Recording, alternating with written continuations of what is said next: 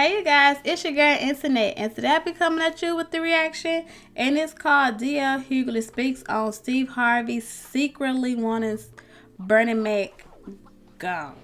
So, I know it was like back in the day, like they had like some stuff going on, like with Bernie Mac and Steve Harvey, like one of them was getting more,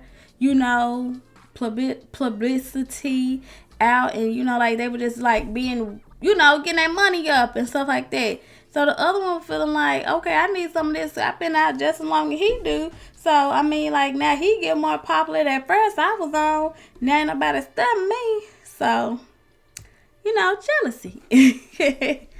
But, you know how those things go. But don't forget to like, comment, subscribe, turn your notifications on so you can see me. And let's get into this video.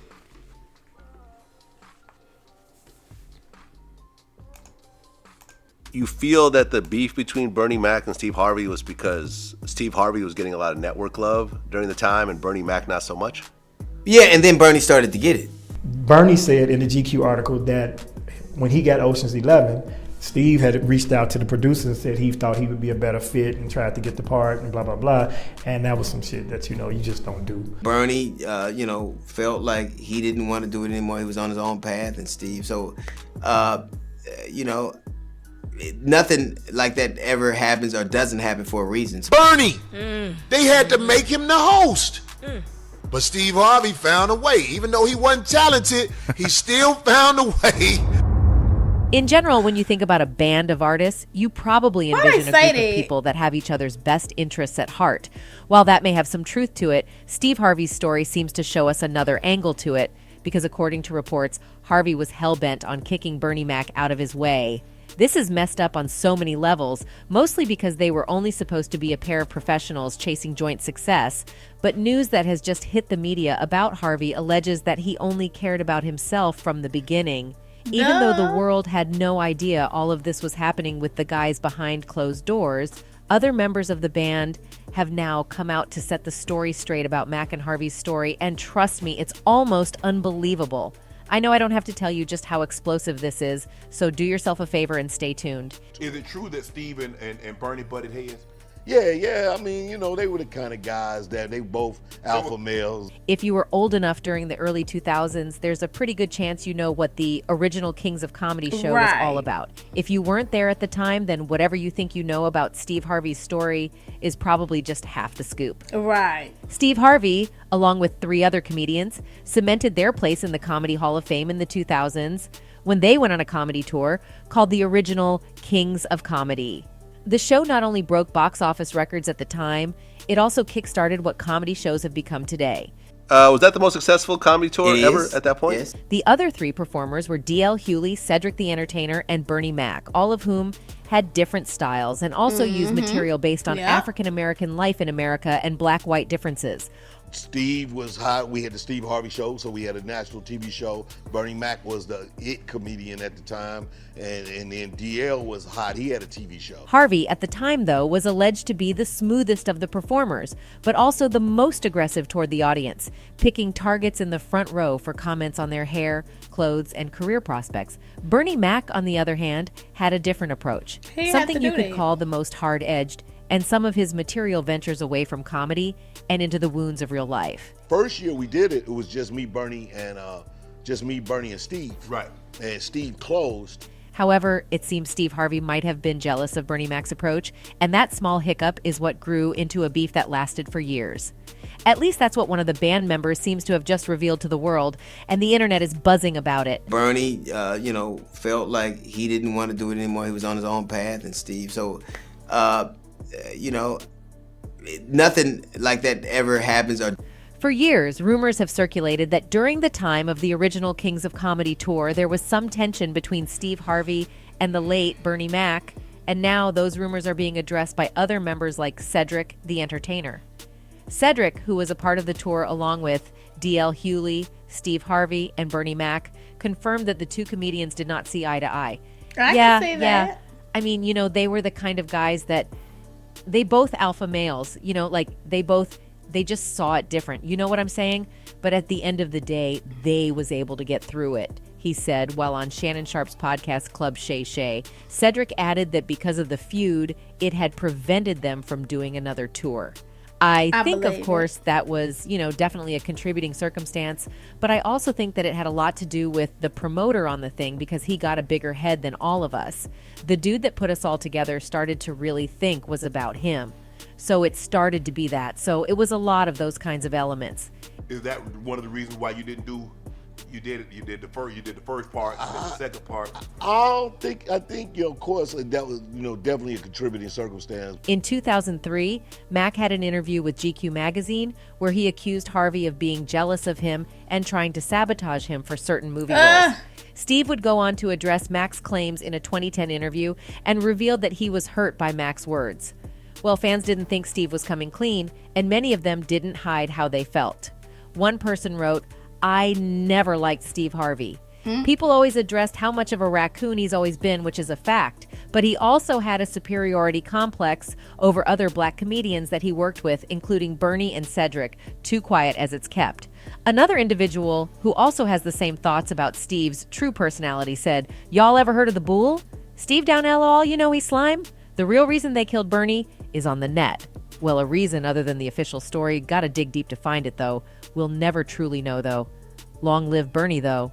Others seem to believe Steve Harvey has always been a terrible person from the beginning, even to the people on his show.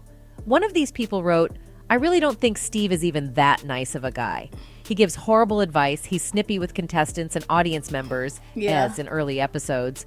That's just kind of brushed off as humor, and he has an inflated sense of self." Well, while everyone had an opinion about Steve when his feud with Mac went mainstream, the presenter actually had a different explanation for what had happened between them. Just because, like,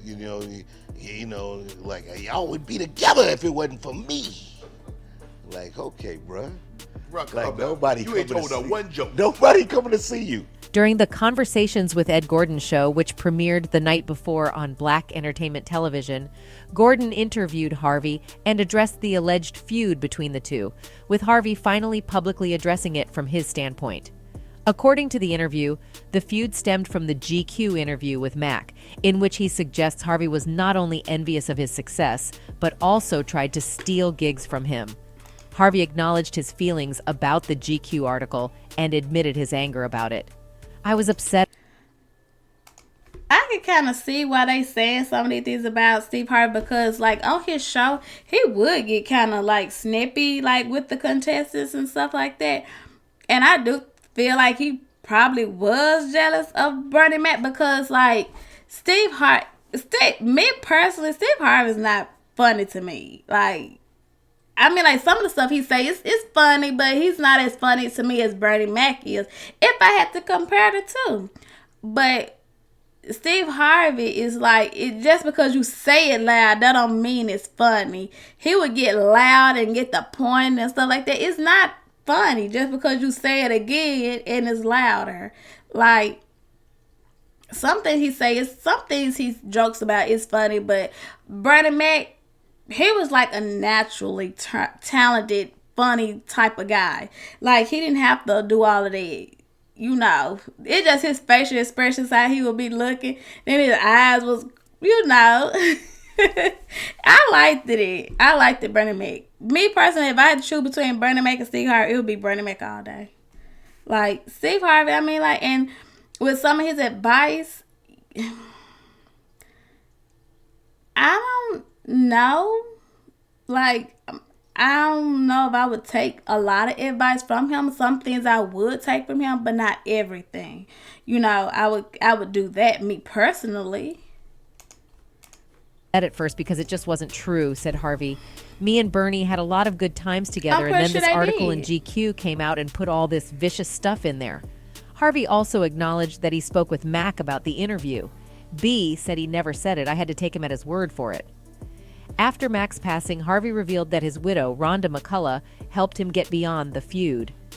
"Rhonda, of all people, knows the truth. It was a cleansing moment for me because I was able to let go of a lot of stuff."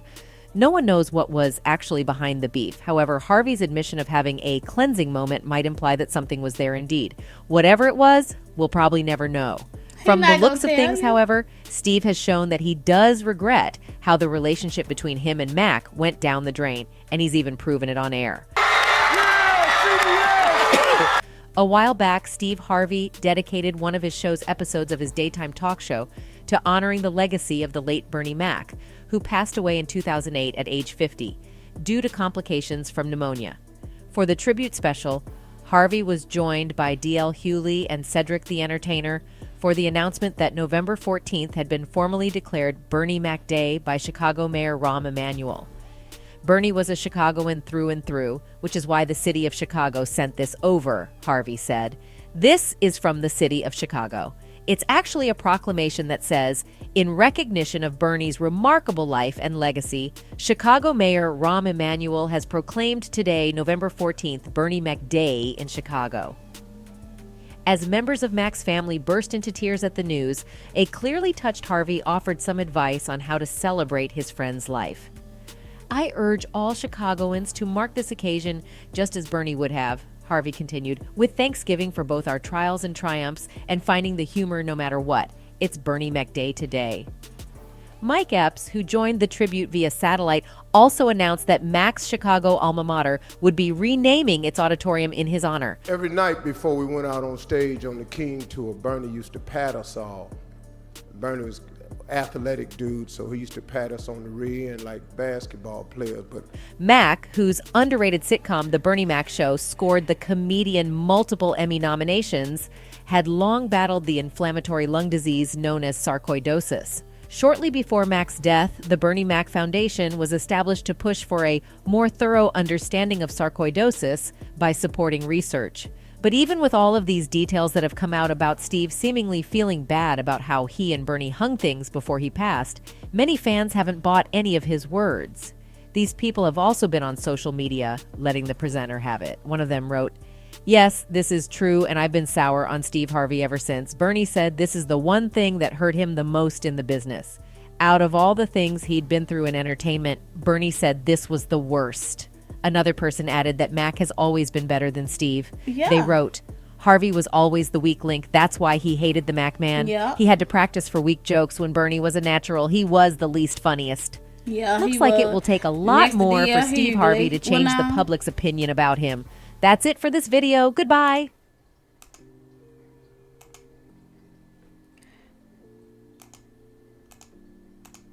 That's just like my thing. Like, I don't feel like D.L. Hughley is funny either, so I don't see why he was on the King of Comedy. If I had to choose between D.L. Hughley and Steve Harvey, it might have been Steve Harvey. Because I don't feel like D.L. Hughley is not funny. But I could tell, like, they had some kind of resentment towards each other. And so, I mean, like, I wish they could have really worked things out before, you know, Bernie Mac had passed away and stuff. But you guys, just tell me what y'all think about the video, and I'll catch y'all in the next one. Bye, you guys.